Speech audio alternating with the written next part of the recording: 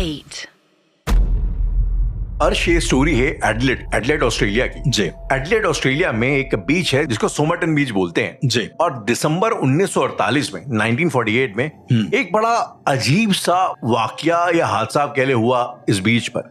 हुआ एक लाश बरामद हुई, बाकायदा सूटेड बूटेड, मतलब एकदम सफेद सूट में सजी सवरी मरने की तैयारी करके गए थे, जो मरने की तैयारी करके गए थे, बकायदा जेंटलमैन बन के मरे थे वो। उनकी लाश बरामद होती है और जब लाश की शिनाख्त होती है, तलाशी ली जाती है, तो उस लाश के ऊपर कोई आइडेंटिफिकेशन का कुछ मिलता ही नहीं, ना कोई पेपर, ना कोई लाइसेंस, ना वहां का जो ग्रीन कार्ड नंबर होता है, कुछ नहीं मिलता। ओके।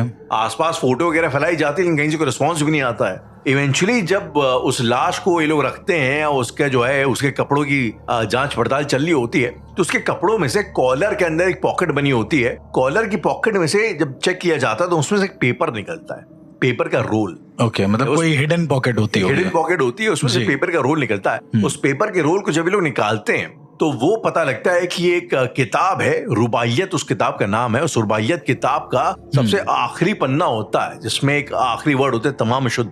आई थिंक वो अरबी है या हिब्रू है, I am not very sure about क्या होता है तमाम शुद्ध का। तमाम शुद्ध का मतलब आई थिंक जो है मुझे श्योर नहीं, लेकिन हिब्रू में शायद इसका मतलब होता है कि thus you die, यानी अब तुम्हारी मौत होगी, मतलब इस तरह से तुम मरोगे, ऐसा इस तरीके से तुम मरोगे, समथिंग ऑफ दैट सॉर्ट करके उसमें लिखा रहता है तमाम शुद्ध। जी। और ये जो है पेज कौन सी किताब खता कैसे था, ये उनके जो लोकल इन्वेस्टिगेशन बॉडीज होती हैं, इन्वेस्टिगेटिंग बॉडीज होती हैं, उन्हें कहीं पता नहीं लगती बात। इवेंचुअली जब उस लाश को उसका क्रियाक्रम वगैरह कर दिया जाता है, दफना दिया जाता है, उसके दफनाने के काफी टाइम बाद जो एक बंदा आता है, एक इंसान आता है, वो किताब लेके रुबाइया, तो कहता है ये किताब से ही जो है ये पन्ना फाड़ा गया है जो आपने अखबार में इसकी ऐड डाली थी। वो दिखाता है सेम वही आखिरी पन्ना होता है, वो पन्ना फटा होता है वहां से, ऐसा। हाँ, वहां से आखिरी पन्ना फटा होता है और उसकी जो हिडन जेब होती है उसमें उसको डाला गया होता है। अन मजे की बात, उस किताब में एक नंबर होता है। ओके। जब उस नंबर को ट्रेस किया जाता है तो नंबर होता है एक महिला का, और जब महिला से इस शख्स की उसको फोटो दिखाई जाती है, पहचान कराई जाती है, वो हाँ पहले तो पहचानती है उसको,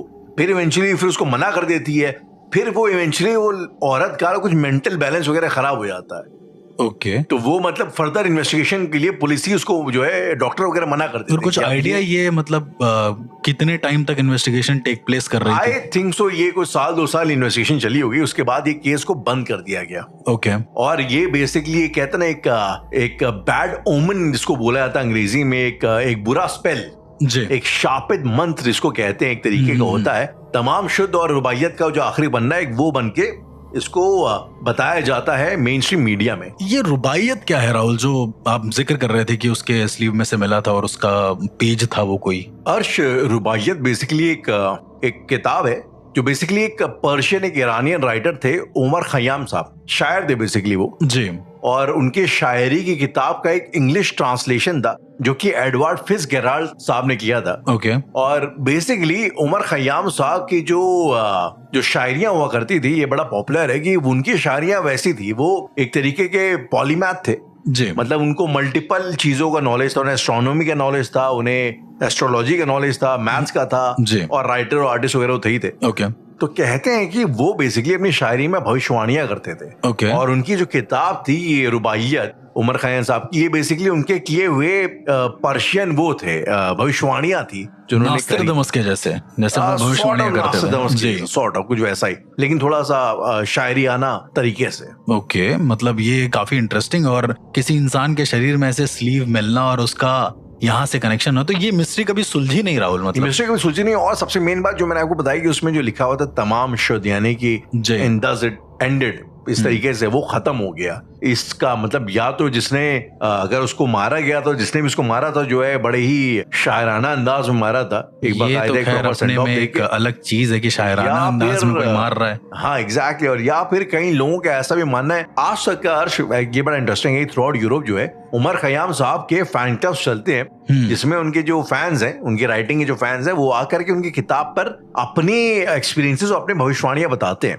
ओके। वो क्लेम करते हैं कि मतलब ये कितना सही है, इस बेसिकली होता है ना, इसका मतलब ये है, उसका मतलब क्या मतलब है, लोग अपने अपने आइडियाज बताते हैं और उसके हिसाब से जो है वो प्रेडिक्शंस उनकी वो करते हैं।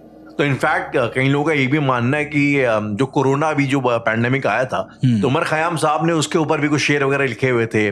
जब वर्ल्ड वॉर 2 हुआ था तो वर्ल्ड वॉर 2 के ऊपर भी जो है उन्होंने एक आबिजाना सैलाब करके एक कुछ एक शेर लिखा था, जो कि चलेगा 4-5 साल समथिंग। तो कुछ लोगों का ये मानना है, अब देखिए यार इन सब चीजों में आप 100% श्योरिटी के साथ, कॉन्फिडेंस के साथ तो कुछ बोल नहीं सकते जी। जो लोग उनकी बातों में यकीन रखते हैं उनका ये मानना है कि ये उनकी प्रेडिक्शंस थे जो कि सच साबित हुई। एंड उसी के आखिरी पन्ना उसके कॉलर में मिलना है 10 इट एंडेड। तो हो सकता है शायद कोई बहुत ही फैन रहा उमर खान साहब का और उस तरीके से उसने उसको मारा। राहुल देखो 2-3 चीजें हैं यहाँ पे मुझे बड़ी इंटरेस्टिंग लगती हैं, जो मैं इधर उधर पिक्चर्स में भी देखता हूँ या कभी रियल जिंदगी में भी, कि किसी इंसान ने कुछ लिख दिया और वो उसके 10 साल बाद हो गया। जैसे हम लोगों ने बहुत समय पहले कुछ एपिसोड्स में सिम्पसन्स एंड उनके थ्योरी के बारे में बात करी थी, राइट? सिम्पसन्स की थ्योरी कि भाई उन्होंने काफी प्रेडिक्शंस करी और फोन का डिस्क्रिप्शन दिया कि स्मार्ट वॉचेस आएंगी इस तरीके से। तो मैं आपसे पूछना चाहता हूँ कि क्या कभी क्या ऐसा पॉसिबल है एक नॉर्मल लहजे से, साइकोलॉजी के पर्सपेक्टिव से, कि कभी किसी इंसान ने कुछ लिखा और वो बहुत गंदा मैनिफेस्ट होकर आगे भविष्य में हो गया? क्या कभी आपने देखा है ऐसा होते हुए? देखिए हर्ष, मैं आपको बताऊं ना, ये बड़ा इंटरेस्टिंग है कि 2019-20 के आसपास कोविड हुआ था, और अगर आप जाएंगे हिस्ट्री में तो जो स्पेनिश प्लेग हुआ था वो हुआ था 1920s में, और सिमिलरली 1820s में भी इटली में, मैंने आपको बताया था लास्ट टाइम पे, एक प्लेग की बीमारी हुई थी जी। तो अगर आप उस तरीके से देखेंगे तो हर 100 साल में एक पेंडेमिक का साइकिल है जो कि रिपीट होता है। हाँ, वो मतलब शायद प्लेग हो, वो एक जमाने में प्लेग हुआ करता था, उसके बाद मलेरिया हुआ, मलेरिया की वजह से काफी लोग जान गए, हमारे टाइम में वो कोविड हो गया। तो कुछ चीजें तो साइक्लिकल हैं, तो उनका प्रेडिक्शंस हो सकता है लोग करते हो, लेकिन अब पर 100 साल बाद का प्रेडिक्शन राहुल, ये मतलब बड़ा ही क्या बिजार है कि कैसे हो सकता है प्रेडिक्शन। और मैंने भी कुछ ऐसे लोगों को देखा है। मैं एक बार मेले में गया था सहारनपुर में, वहां पे एक बंदा था, अब देखो कितना सच है कितना नहीं वो मुझे नहीं पता, कितना वो साइकोलॉजी से खेल रहा था। तो वो ना एक पर्ची में लिख रहा था कि जो लिखूंगा वो हो जाएगा, ऐसा करके। तो मैं ऐसे ही देखने चला कि वो जादूगर नहीं होते मेले में, ऐसे छोटे छोटे जादू दिखाते हैं। तो अब शायद वो कोई नंबर वगैरह कुछ पूछ रहा था, उसने अपने पे लिखा। खैर ये सिंपल साइकोलॉजी होती है, मुझे बाद में पता चल गया था। लेकिन कई बार वो ऐसी भी चीजें लिख रहा था कि लेट सपोज कोई लेडी आ रही है और वो लिख रहा था कि आपके बैग में आपका जो पर्स है वो लाल कलर का है। शायद पर्स कहीं निकाला उसने मेले में तो देख लिया, पर क्या मतलब ऐसा पॉसिबल है कि इतनी जल्दी भविष्यवाणी कर देना कि आप शायद मुझे 25 रुपए से ज्यादा देंगी ही नहीं? तो वो एक्यूरेसी में उतना ही दे रही थी या फिर ऐसा कुछ हो रहा था? अब अगेन जैसे कि अब कितने आजकल मेंटलिज्म का बड़ा, आपने शायद बीच में देखा होगा जब वो हमारे धीरेन्द्र शास्त्री जी को जो है जब डिकोड करने के लिए एक बड़ा कई सारे लोग फैशन अब चल गया था, बहुत सारे मेंटलिस्ट थे जो आके उनको डिकोड किया करते थे कि भाई ये तो कोई भी कर सकता है, ये मेंटालिटी का वो है जी। तो अगर आप मेंटलिज्म के पर्सपेक्टिव से देखेंगे तो कुछ चीजें तो प्रेडिक्ट की जा सकती हैं, कोई इतना रॉकेट साइंस नहीं है। अगर आप एग्रेसिव किस्म के हैं या अगर आप बहुत ही डिसेंट किस्म के हैं तो एक सिचुएशन में आपकी रिएक्शन क्या होगी ये इसका अंदाजा लगाया जा सकता है, असम्पशन किया जा सकता है, असम्पशन वगैरह किया जा सकता है। लेकिन ये जब एक मास लेवल पे होता है ना, अब आप एक थर्ड वर्ल्ड वॉर की प्रेडिक्शन हो रही है जी। आपने शायद सुना होगा कि एक चाइनीज स्कॉलर हैं, उनकी बड़ी प्रेडिक्शंस आती हैं, तो उनका प्रेडिक्शन ये है कि इवेंचुअली 10 साल के अंदर कुछ ऐसा होगा कि इंडिया पाकिस्तान पर एक न्यूक्लियर अटैक करेगा और उसके बाद सब कॉन्टिनेंट में एक मैसिव वर्ल्ड वॉर 3 होगा जिसमें चाइना वर्सेस इंडिया होगा। और अब यार जिस तरीके के आप हालात देख रहे हैं तो लगता भी है यार कोई बहुत फार फ्लंग पॉसिबिलिटी नहीं है जिस किस्म का आजकल का माहौल है। यू नेवर डिनाई, शायद हो, भगवान ना करे ऐसा हो, लेकिन पॉसिबिलिटी अभी आप देखिए जब ये रशिया और यूक्रेन वाली जब हुई थी तो उसमें भी जमाने भर के लोगों ने पहले प्रेडिक्शन कर रखा था, वो उसके बाद तो रशिया अपना स्फीयर बढ़ाएगा। अब यार ये इसको आप जियोपॉलिटिक्स का कैलकुलेशन बोल लो या किसी ने प्रेडिक्ट किया हो एस्ट्रोलॉजी के बेसिस पे। कोविड का मैं कह सकता हूँ कि कोविड पैंडेमिक में क्या है कि यार कि मुझे ऐसा ये मेरा खुद का मानना है कि यार अर्थ जो है ना अपना बैलेंस रिटेन करती है हर 100-200 साल में। आपने देखा होगा जो वो टेक्टोनिक प्लेट्स जो होती हैं तो वो भी हर कुछ पीरियड में शिफ्ट करती हैं अपने आप को।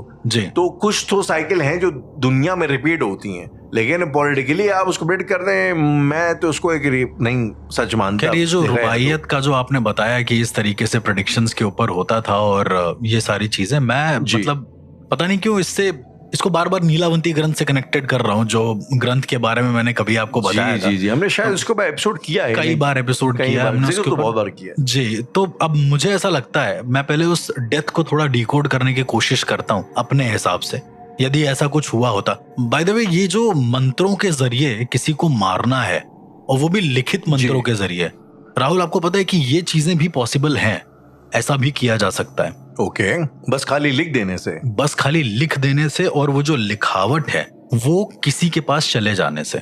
मैं इसको अपने बचपन से थोड़ा जोड़ना चाहूंगा राहुल। और बचपन में क्या होता था कि एक कानपुर में ना एक जगह है मॉल रोड, और ज्यादा इन डेप्थ नहीं जाऊंगा मैं, तो उस वहां पर एक बाबा हुआ करते थे, उनकी घड़ी की बहुत सारी दुकान थी। शायद मैंने कभी बताया भी है आपको कि एक घड़ी वाले बाबा थे, छोटी सी दुकान थी उनकी। लोग अपनी समस्या लेके आते थे उनके पास। तो वो क्या काम करते थे कि वो ना कुछ लिखते थे।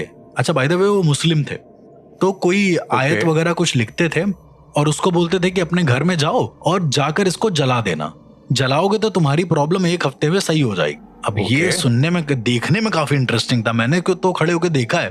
तो मैं जब देख रहा था, अच्छा उससे उतने छोटे में, बाय द वे मेरा एक दोस्त था, उसी के दादा थे जो काम करा करते थे। तो जब मैं देखा इसको तो बड़ा इंटरेस्टिंग लगा राहुल, कि उन्होंने 2 लाइन खींची बीच में, फिर 2 लाइन ऐसे जैसे हम लोग 100 रो वाला खेलते ना, ठीक वैसे ही। तो अब राहुल उन्होंने वो 2 लाइन खींचने के बाद उसमें कुछ लिखा, उर्दू के कुछ शब्द लिखे और उस पीड़ित इंसान का नाम पूछा। नाम पूछने के बाद, ये सारी होने के बाद, उन्होंने उस कागज को ऐसे रोल कर दिया, मतलब जैसे हम लोग ऐसे हाथ से रोल करते हैं ना, एक लंबा सा रोल बन जाता है।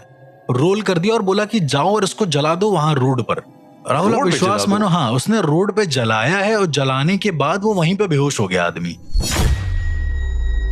फिर उसको उठा के लाया गया तो उससे पूछा गया क्या हुआ, तो उसने ये कहा कि मेरे सामने एक जिन खड़ा हुआ था और उसको देखकर मैं बेहोश हो गया। तो फिर इन्होंने कुछ कागज पे लिखा और लिखने के बाद बोल दे कि लो अब की बार जब जलाना तो उसकी महक अपने ऊपर लेना, ऐसे करके। तो उसने जलाया और कागज के जो जलने की महक होती है उसने अपने ऊपर ली।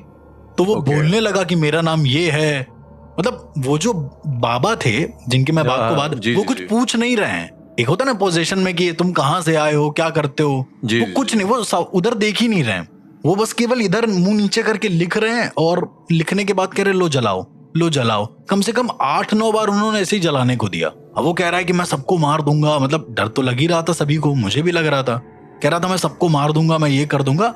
तो वो उसकी तरफ देख ही नहीं रहे, इग्नोर, फुल इग्नोर। और उसके बाद लिख के कह रहे लो जलाओ। और उसने जलाया है। जलाने के बाद कह रहे तुम बहुत गलत कर रहे हो, और बार बार सूंघा और उसके बाद वहीं पे बेहोश। जब उठा तो वो ठीक हो गया। ये काफी इंटरेस्टिंग लगा मुझे। मैंने कहा कि ये तो कुछ कर ही नहीं रहे, इनको तो बस लिख के देना है और जला देना है भाई।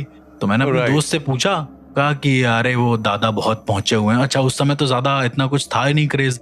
मैं थोड़ा और बड़ा हुआ, जब थोड़ा सा समझ आ गई थी, तो मैं इनके पास जब गया तो ये मतलब मरने के कगार वाले सिचुएशन में थे कि मतलब एकदम एंड है इनका। तो इनको अपनी चीजें किसी को देनी थी।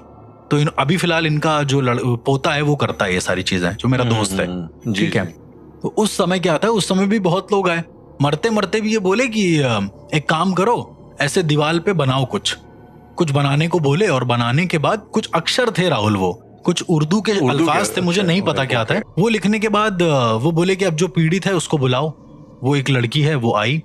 आने के बाद ये बाबा ने बोला कि जाओ उस दीवार पे सर रगड़ लो अपना, मतलब जहां पर वो अक्षर बने हुए थे, बोला वहां पे जाके सर रगड़ लो। वो लड़की गई और उसने अपना पूरा सर वहां पे ऐसे ऐसे रब कर लिया। राहुल रब करने के बाद वो एकदम वही जिनके जैसे जिस किसी के अंदर जिन आता है वो ऐसे चिल्लाने लगी, जोर जोर से चिल्लाने लगी।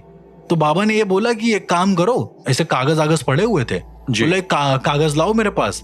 और बाबा ने अपनी जीभ से उस पर कुछ लिखा, मतलब लिखा एज इन जीभ से कुछ ऐसा मार्क किया और बोला जाओ उसको खिला दो कागज। लड़की को छोटा सा कागज था, उसको जाके खिला दिया, लड़की ठीक हो गई बड़ी सरप्राइजिंगली तरीके से। तो मतलब इस तरह के भी साधक मौजूद है राहुल, जो मतलब बड़े केवल लिखावट से काम कर देते हैं। अच्छा, बताइए, हम लोगों ने अक्सर देखा है कि आम तौर पे हम अपने घरों में ना कोने में कहीं श्री लिख देंगे, ओम का हम लोग कई बार लिख देते हैं। आप अगर इस्लाम में जाएं, लोग 786 लिख देते हैं। हाँ, मतलब उनका गाड़ियों में अक्सर लिखा रहता है। लोगों का मानना है, चलो एक मानने वाली बात होगी यार, दिल को दिलासा देने वाली बात, अपना एक हो गया। कई बार मैंने देखा कि लोग जो है ये भूत पिशाच की उसको टालने के लिए भी, आपको याद होगा जो ओस तरीका लाना वाला जो केस है साउथ हुआ जी, था, नालेबा केस। तो ये लिखा हुआ कैसे पॉसिबल हो सकता है हर्ष? मतलब या तो आप ये अज्यूम कर चल रहे हैं कि जो भाई जो भी एंटिटी है उसको पढ़ना लिखना आता है, जी, पहली बात। दूसरी बात, आप उच्चारण करते हैं उसका मतलब कि आप जो है उसमें एक साउंड की वेव दे रहे हैं, बिल्कुल। वो रियलिटी से थोड़ा मतलब वो रियल लगता है कि ऐसा ही पॉसिबिलिटी है, पर लिखा हुआ तो आप कोई आए, मान लो आपने लिखी दीवार पे कुछ जैसा मंत्र दिखा है, कोई एंटिटी आए वो मंत्र पढ़ा ही ना, जय हनुमान इसी बिना पढ़े अंदर घुस जाए, जी, तो फिर कैसे होगा? ये बहुत इंटरेस्टिंग पॉइंट है राहुल। मतलब अब आप सोचो ना, बहुत सारे, अब आप किसी मंदिर जाओ, वहां पे क्या होता है, लिखा होता है ना ओम, बड़ा सा हर जगह लिखा रहता है शुभ लाभ। मतलब ये तो खैर हम लोग अपने घरों में भी लिखते हैं, तो बकायदा लोग दीवारों पे हनुमान चालीसा मार्बल पे इम्प्रिंट करा के वो प्रिंट करा लेते हैं पूरा का पूरा। कई सारा ऐसा भी है कि राहुल कहीं कहीं पे जहाँ मूर्ति लगी है हनुमान जी की या कुछ ऐसा, उसके ऊपर उन्होंने श्री राम लिख दिया, जय श्री राम। बिल्कुल बिल्कुल। तो पॉइंट देखने में बहुत कॉमन है, लेकिन मतलब हर चीज के पीछे एक मतलब है। आप देखेंगे अगर राहुल, तो मूर्ति क्या है, एक निर्जीव ऑब्जेक्ट है, राइट? जैसे हम सबको पता है जी कि मूर्ति स्वयं में एक निर्जीव ऑब्जेक्ट है, लेकिन जब उस निर्जीव ऑब्जेक्ट में हम प्राण प्रतिष्ठा करते हैं, जब हम उसको प्रॉपर अभिमंत्रित करते हैं, तो आपने एक चीज और नोटिस करी। अच्छा, कभी राहुल हवन में आप प्रॉपर बैठे हैं, जैसे आपने संकल्प लिया हो वैसा करके कि आपके नाम का हवन हो रहा हो, कभी भी ऐसा हुआ? बिल्कुल, रुद्राभिषेक हमारे यहाँ हुआ था जी, 3-4 दिन लगातार रहा, तो उसमें तो भाई आपको बैठे रहना पड़ता है जी, 6-7 घंटे हवन। या फिर जैसे हवन का स्पेशली रुद्राभिषेक में भी कभी कभी होता है ऐसा, जब पंडित टीका लगाते हैं आपको, अगर सही पंडित हैं तो, मैं सबकी बात नहीं कर रहा हूँ, कुछ ऐसे भी करते हैं, उवाच जब करते हैं, तो पंडित जब टीका लगाते हैं तो टीका के लिए वो रोली उठाते हैं और उसके बाद आपके सर पे लगाते हैं कुछ मंत्र पढ़ते हुए, और ऐसे लगा के छोड़ देते हैं। कभी आप किसी बहुत अच्छे मंदिर में जाना जो बहुत ज्यादा सिद्ध पीठ हो, वहां पे टीका आपको नॉर्मल नहीं लगाएंगे वो लोग। सबसे बड़ी चीज, वहां पे टीका उठाएंगे और ऐसे करके लगा के छोड़ देंगे। मतलब वो डिजाइन नहीं बनाएंगे बैठ के कि ये डिजाइन बनेगी, और कुछ अभिमंत्रित, मतलब कुछ मंत्र बोलते बोलते वो टीका लगा देंगे तुम्हारे। तो मेरा ऐसा मानना है कि मंत्रों में ताकत होती है राहुल। वो जो मंत्र होते हैं वो किसी निर्जीव ऑब्जेक्ट में जब प्राण प्रतिष्ठा करा सकते हैं, तो दीवार पर लिखे हुए मंत्र में भी उसको अभिमंत्रित किया जा सकता है शायद से। जैसे बहुत सारे जो हॉरर एपिसोड्स आते थे, उसमें क्या, एक पंडित आते थे, कहते मैं ये लकीर खींच रहा हूं, इसके पार मत जाना, इसके पार चले जाओगे तो देखिए, तब लकीर में ताकत थोड़ी ना है। कहने का मतलब ये है। अब पता नहीं हर्ष, मुझे तो ये भी बड़ी बिलीफ वाली बातें लग रही हैं। मुझे याद है जब मैं छोटा था, हमारी दादी जी को कुछ मेंटल साइकोलॉजिकल इश्यूज हो गए थे, तो उस जमाने में पता नहीं कोई हमें जानने वाले थे हमारे, वो एक उर्दू की आयत लिखवा के, उसको वसली बोलते हैं, ओके, वसली ला के उन्होंने हमारी दीवार के किनारे टांग दी। आपकी दादी ने? मेरी खुद की दादी जो थी, उनके साथ कुछ हो गया था। वो अब आप ये मेरे आंख के सामने चीज है अर्श की, वो जो वसली थी, जो आयत थी छपी हुई, वो घर के एक दीवार के कोने में टॉप कॉर्नर पे लगी हुई थी जी। और मैंने एक चीज देखी, अक्सर मेरी दादी ना ऐसा बिस्तर पे उखड़ू बैठ करके उसको 24 घंटे घूरा करती थी बस। मतलब उसी किनारे में देखी हुई है, वहां पे ऐसा इशारा कर रही है। पहले तो मैं जानना चाहूंगा उनको हुआ क्या था। मतलब मैं भाई बहुत छोटा था अर्श, लेकिन जहां तक मुझे याद है उनको कुछ साइकोलॉजिकल इश्यूज थे, पहले से कुछ ना कुछ थे। अल्जाइमर उन्हें हो गया था इवेंचुअली उम्र के साथ, और बाद में ये भी अब फिर किसी ने बोला हमारे जानने वाले में कि इनके ऊपर कुछ साया वाया चढ़ गया। अच्छा, वही मैं पूछ रहा हूँ कि पोजीशन तो नहीं था उनके ऊपर कोई। अब अगर वो असली वगैरह लगाई थी तो भाई उनका तो शायद मानना यही था कि कुछ तो भी कोई बुरा साया है जो इनके ऊपर है वगैरह वगैरह। बहरहाल मैं बहुत छोटा था, मुझे ना इन चीजों में कुछ खास ज्यादा इंटरेस्ट था, ना ज्यादा मतलब मुझे यकीन था, ना पता था। अब लेकिन मैंने ये चीज याद है कि वो कोने में देखा करती थी, तो इनफैक्ट उसी पॉइंट से मेरी लाइफ में मुझे थोड़ा लगने लगा कि ये भी कॉन्सेप्ट है, यू नो, कि जो शायद हमारी समझ के बाहर है, बट है कहीं ना कहीं। तो वो अब जैसा कि आपने बोला भाई, कायदे से वो सिर्फ कागज था जो फोटो स्टेट करा के चिपकाया हुआ था, लेकिन वो शायद जिसने दिया था तो उसने शायद कुछ, जिससे एक वर्ड होता है अभिमंत्रित करके कुछ दिया होगा ऐसा, या पढ़ के दिया हो, उसमें कुछ शायद कुछ किस्म की पावर हो। I am not very sure about that, लेकिन था। तो इस करके मुझे ये टॉपिक, जब आपने हम लोग की डिस्कशन हो रहा था, मुझे टॉपिक जैसी बात, मुझे पहले जो दिमाग में जो इमेज आई वही वाली याद है, बचपन वाली, जब मेरे सामने हो रहा था। तो वही मैं जानना चाहता था कि ये जो अब किसी को अगर आप चाहें तो मतलब ये कि आप एक कागज उसके घर में किसी किनारे में रख दें, तो वो उसके घर में कोई स्पिरिट को बुला सकते हैं आप। मतलब अब ये बहुत ज्यादा देखने वाली बात है राहुल की, कागज रख के बुला दें तो बहुत ज्यादा फैंटेसी हो जाएगा, लेकिन यस मैं कुछ ऐसे लोगों को भी जानता हूँ जो ये काम करते हैं। अब उनके हिसाब से भाई कि आप कागज रख देंगे तो पहुंच जाएगी चीजें वहां तक। मतलब मुझे याद है आज भी कि वो जो बंदा है, जो मेरा दोस्त था, जो घड़ी वाला बाबा के बैठता था, वो ना, मैं मुझसे मिलता कम हूँ, बट वो थोड़ा सिफिली अमल में, मतलब जो बुरे टाइप के अमल होते हैं वो उसमें चला गया है बहुत ज्यादा। तो उसका अब ये कहना है कि वो वशीकरण वगैरह करता है लोगों पर, और वो किसी भी मतलब लड़के को किसी भी लड़की से मिलवा सकता है हमेशा के लिए। अब खैर मैं तो नहीं मान रहा था। जब मैं पहली बार उससे मिलने गया ना, काफी टाइम बाद हमारी मुलाकात हुई, तो हम उससे मिले, तो उस समय उसके पास केसेस आ रखे थे। मतलब वो ऑन रोड ही दुकान है उसकी, और वो वहां पर बैठ के ये सब करा करता है कि उसको किसी चीज का डर नहीं, क्योंकि प्रॉपर दुकान खोल ली है। छोटी सी वही दुकान है, मतलब घड़ी की जो दुकान है, उस दुकान को बड़ा भी नहीं कर रहा है। शायद वहां पर कुछ है ऐसा। अब जब चीजें मुझे समझ में आने लगी तो मैंने उससे पूछा कि भाई तुम ये सब जो कर रहे हो ये क्या है एक्चुअली, मतलब। तो एक लड़की आती है और उसने बोला कि हमारे जो शौहर हैं वो अब किसी और के पास हैं, और हम चाहते हैं कि वो हमारे पास आ जाएं, ऐसा करके। शादी को 2-3 महीना हुआ होगा, समथिंग लाइक दैट, कुछ उसका बाहरी अफेयर होगा। तो इसने कहा कि हो जाएगा। इस बंदे ने क्या काम किया, मेरे दोस्त ने, कि लड़की का हाथ लिया और बोला कागज पे रखो थोड़ी देर। रखने के बाद वो जो काली स्याही होती है राहुल, लड़की का हाथ हटा, उसने स्याही से कुछ लिखा, मतलब उर्दू में ही कुछ लिखा। और लिखने के बाद अब कैसे बताऊं आपको, जो डेमोनिक लैंग्वेजेस होती हैं अलग अलग तरह की, वो उसने कुछ ऐसा कुछ तो बनाया जो शायद उर्दू ही होगी, शायद मुझे ना पता हो, ये भी हो सकता है।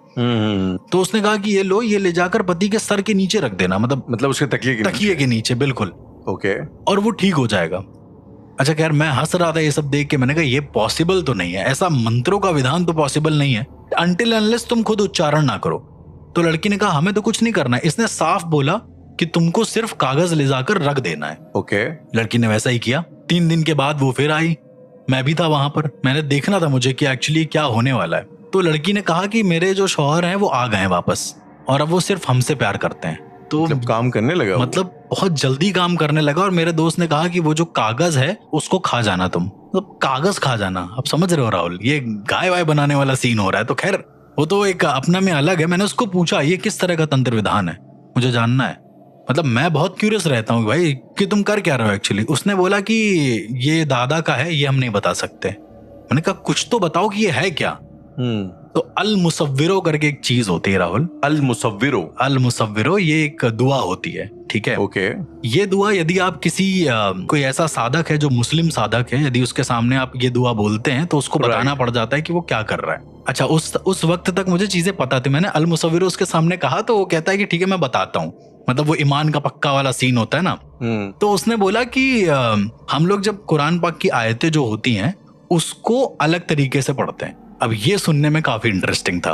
उसने कहा कि हम उनकी आयतों को कुछ ऐसे क्या बोल रहा था मुझे एग्जैक्ट याद भी नहीं, कुछ ऐसा उसका चिल्ला करते हैं, कुछ ऐसा उसको याद करते हैं कि वो जहां पर भी रखी जाएंगी, मतलब जैसे ही तुमने उसको खोला उसका असर चालू हो जाएगा। कहा ऐसी भी आयतें मौजूद हैं। तो हमने कहा मतलब आपको पढ़ने की भी जरूरत नहीं, खाली खोलेंगे और चालू हो जाएगा। केवल तुमने लिखा। अच्छा ऑल्सो उसकी जो स्याही है उसमें भी एक खास बात थी। उसने मुझे बताया कि उसकी जो स्याही है उसमें वो दम करके रखता है। मैंने कहा क्या दम करके रखता है। तो उसने नाम तो नहीं बताया, बट जिस हिसाब से उसके रिएक्शन थे मुझे ऐसा लगता है कि वो कोई जिन होगा जिसको उसने दम करके रखा है। तो दम करके रखने का मतलब दम करके रखने का मतलब जैसे पानी दम करके देना, मतलब फूंक के देना, ऐसा करके। अच्छा उसको बांध के अभिमंत्रित करके देना, ऐसा मान के चलो। तो वो स्याही अभिमंत्रित थी राहुल। मुझे तब पता चला कि स्याही भी अभिमंत्रित हो सकती है। तो उसने बोला कि वो जहां पर भी खुलेगी और जैसे ही तुम उसको जलाओगे तो होगा क्या, जलाने पर जो जिन है वो आजाद हो जाएगा, या फिर उसको ऐसा लगेगा कि उसकी किसी चीज को जलाया गया है और वो जाएगा जिस चीज के लिए भी वो चीज होगी। जैसे मान लो वशीकरण करना है तो उसमें लिखा होगा वशीकरण कभी ना हो। उल्टा लिखा होगा उसमें, तो जो जिन है वो जाकर वशीकरण कर देगा। इस तरीके का था। मतलब ये थोड़ा ट्रिकी है समझने में। ये वाकई में काफी ट्रिकी है। मतलब जैसे मान लीजिए कोई आया, उसने बोला कि मुझे मेरी प्रॉपर्टी नहीं मिल रही है और अब मैं क्या करूं, ऐसा करके उसने सवाल पूछा।